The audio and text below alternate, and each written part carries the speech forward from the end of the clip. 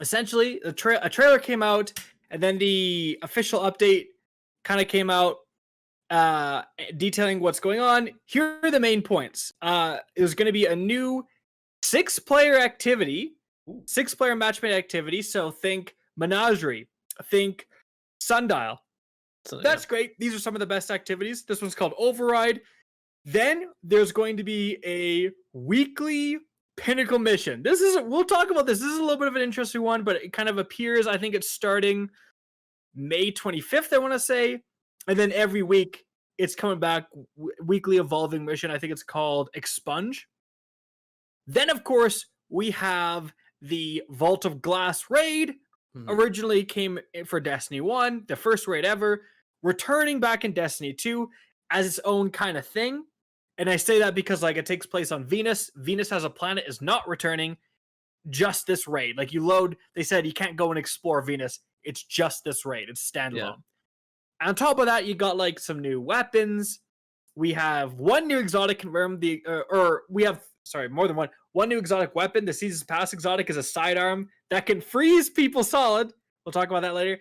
And there's 3 new exotic armor pieces, all 3 exotic leg armor, which you're going to be able to do the solo lost sectors for. And that's really it for the brunt of the content. The storyline is like the Vexer causing trouble. There's like an endless night now. We need to team up with Mithrax, who's a fallen Splicer, so they're really good with technology, and he has the technology to defeat the Vex's technology and help us win. So that's what's going on. Yeah. What about the baby fallen? There's like a 1-second shot of a fallen holding a bunch of baby fallen. That's it. And the community latched onto that, was like, yeah.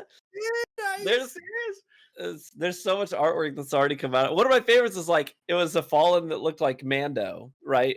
Kind of in the Mando pose with the egg, and the baby fallen was in it. It was perfect. Everyone's loving it. Everyone's vibing with the baby. The egg was a shank? Do you think the egg was a shank? Yeah. Do you think that like the babies would be crit spots and you can like fight them? Yeah. Or they like throw the babies like bombs?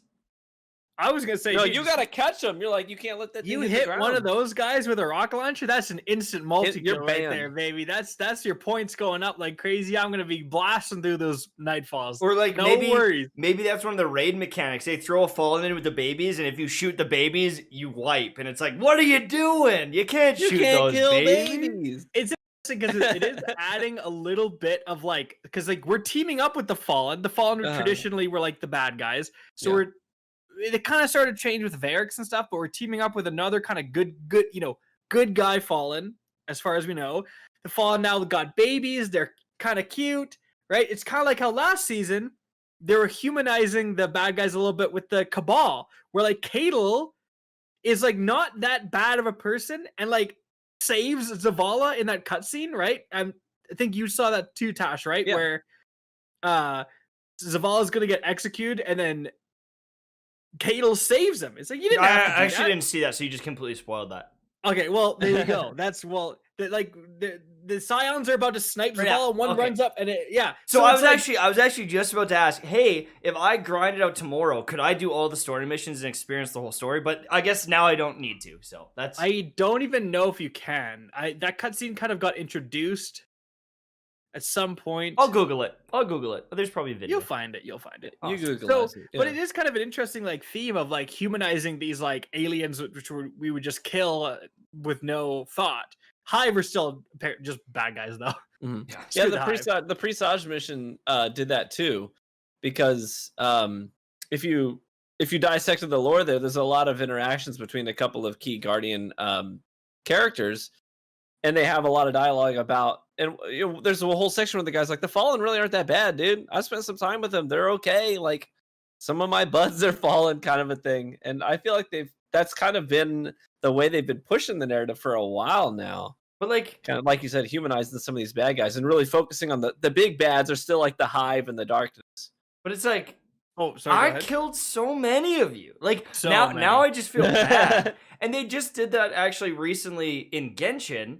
They just like revealed that all the Hilichurls, like they used to be the people of that land, and they like got changed. And I'm like, oh my god, oh no, like wait, what? It's terrible. Now I feel bad. I'm like, oh my god, like I've committed genocide on these Hilichurls, like truly.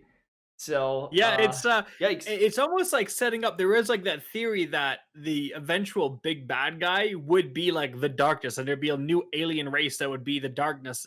There's like some lore stuff where like actually from Ada 1, when I think she was like holding out for the darkness, they hear sounds of when the darkness did invade and like almost got them. So there is the darkness has some sort of physical form. Yeah, and some of the concept art that tease the old school concept they art. were thinking Slenderman kind of looking there. Yeah, there's something there, and so it makes you think like maybe it's like the Cabal especially and the Fallen. The Fallen are just trying to get back with the Traveler. Like they're not servants of the darkness at all, right? And the Cabal even too. They're kind of wary of the darkness. So it's almost like setting up, like, could you imagine a Lightfall if we like team up with the former bad guys to fight off the darkness? That'd be sweet. That would be sweet. Yeah. But let's talk more about the actual factual content about this season. So interestingly, 6-player activity, raid, weapons, mission, zero PvP content. Like, shocking. Not one map. They were like...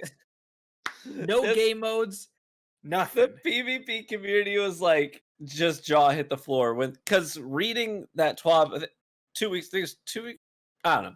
Reading that TWAB, they basically said, we totally agree with our player base. You guys are right. Shotguns are really strong because of the way that we've designed our maps.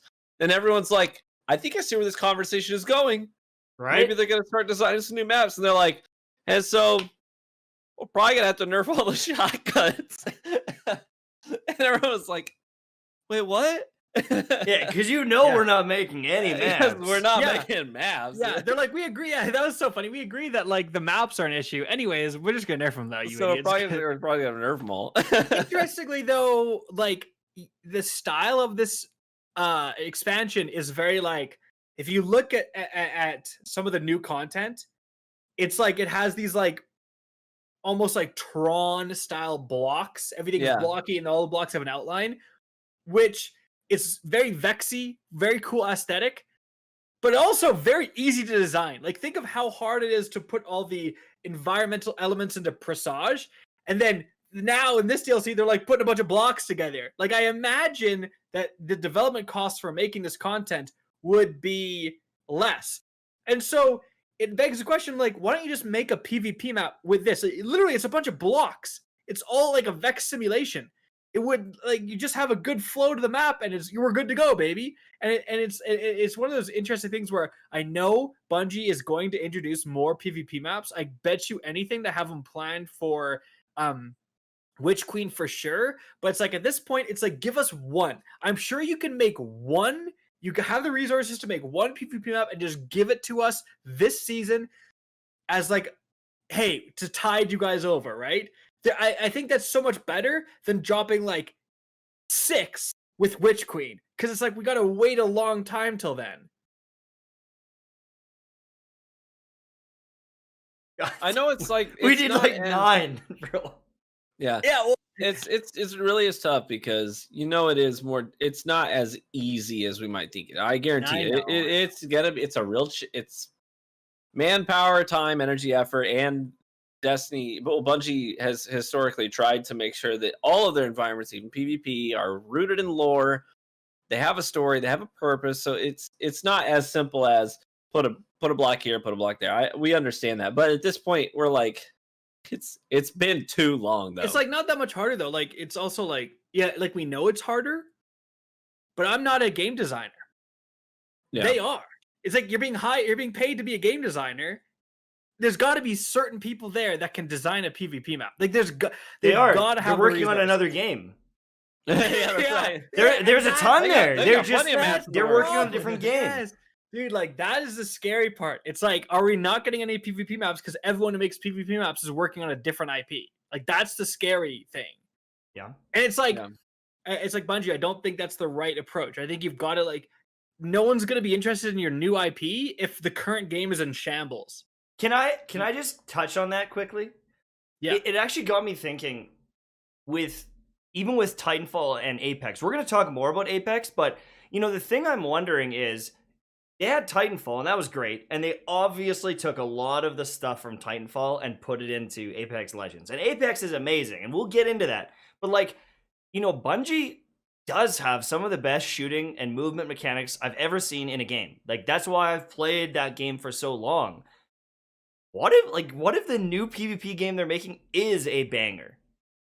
Like, maybe I don't care about Destiny's PvP. Like, maybe they need to focus on the PvE and double down on it. I don't know. Maybe. Like, is that the best choice? I don't know. And PvP is like just constantly the side hustle. Is like, if you just want to test out your PvE, the stuff you earn in PvE, you play PvP. Maybe that's what Destiny 2 will end up being. Because certainly they're going to add a lot of new weapons. Like, dude, Vault of Glass, I don't even know how they're going to do this. Vault of Glass had 9 weapons as rewards. Mm-hmm. Like, they actually kind of went crazy. If all of those are returning, you have like the Fatebringer, Hezen Vengeance, Corrective Measure, the Radius Time Priest, Praetorian Foil. Oh my god, you just have so much. So it's like the influx of all of those weapons, potentially we don't know if it's all of them, but the influx of those weapons, the influx of the seasonal weapons, we have 3 new Nightfall weapons, there's a new Pinnacle weapon, there's going to be new mods, just the influx, the new exotics, the influx of all this stuff is going to alter the PvP meta. Mm-hmm. So it is going to make PvP field fresher than it is, obviously. But for how long? Yeah, there's going to be a little bit of spillover, but it'll look like this last season looked. Yeah. That's what it's just going to look like. That you're going to have some spillover from PvE. Hey, we got some cool new guns. I'm going to try out the brass attacks and the new sniper rifle, and throw out a new. And you're going to try those things out, and you're going to settle back into a rhythm. Give it a couple of weeks. It's probably going to be much, but more or less the same experience. Yeah. You're right. Like, once the meta settles, it's kind of like you're just back to playing the same That's what maps. it is until there's new content. Yeah. Yep. So, or will the meta completely change because of the new freaking exotic sidearm that can freeze people? So sidearms are a primary, a weapon that uses primary ammo can freeze someone solid. Now, freezing someone solid is not powerful at all. What we learned from Beyond Light, like. Brother, I'm worried, dude. I'm freaking worried. I'm withholding judgment because I was talking about this with Fallout today. I remember a time when someone said a trace rifle that turns enemies into an orb that gives you a free Nova bomb in PvP. That's broken. Yeah, when's the last time you saw that? Ruinous Effigy. I took it for a spin today. And they nerfed it twice for no reason. Remember garbage. Remember they nerfed Ruinous Effigy going into this season, and they did. Nobody was using it. That was one of the most bizarre things I've ever seen. Like, there was no reason, but they didn't tell us. There was no reason. It was like someone got killed by it and got salty and then nerfed it. Like, that's basically, or it's like it breaks an encounter that we don't know about. Or something. Maybe that's probably what it is. But still, it's like. We don't know the mechanics. You're right. We don't know. We don't know. But anything Stasis, I am very worried about. And then we know that there's more aspects coming too. That's one of the crazy things. Like, Beyond Light broke the meta. Like, just shattered the meta. And we haven't even seen everything those subclasses have to offer. Yeah. We have 3 new aspects and likely more fragments arriving this season. Probably more aspects and fragments arriving in season 15 too.